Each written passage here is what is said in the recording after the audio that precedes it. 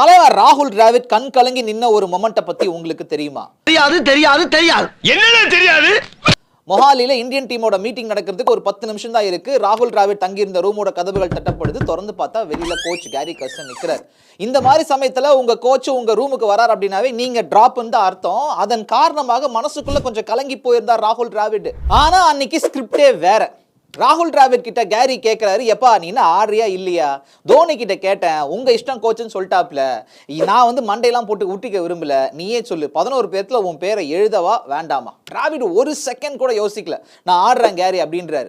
ஏன்னா அதுக்கு முன்னாடி நடந்த டெஸ்ட் போட்டிகள்ல ஒரு 20 இன்னிங்ஸ்கள்ல பூரா லோ ஸ்கோர். அதனாலதான் ராகுல் டிராவிட டிராப் பண்ணும், மற்றவங்களுக்கு இடம் கொடுக்கணும்னு சொல்லிட்டு பயங்கரமான ப்ரெஷர்.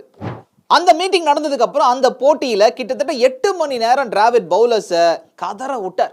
பேட்டிங் ஆடிட்டே இருந்தாரு. 328 பந்துகள் சந்திச்சு 136 ரன்கள்.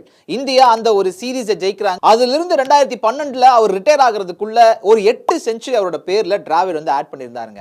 அவர் கத்துக் கொடுக்குற பாடம் என்ன அப்படின்னா, கூரை மேல ஏறி உங்களால கோழியே பிடிக்க முடியல, வானத்தில் ஏறி வல்லுரா பிடிக்க போறீங்கன்னு பேசுறவெல்லாம் பேசிட்டே தான் இருப்பான். ஆனா நம்ம மேல முதல் நம்பிக்கையை நாம தான் வைக்கணும். அடுத்து யாரை பத்தி கதை சொல்லலாம்னு சொல்லிட்டு கீழே சொல்லுங்க. முடிஞ்சா பிடிச்சா ஷேர் பண்ணுங்க.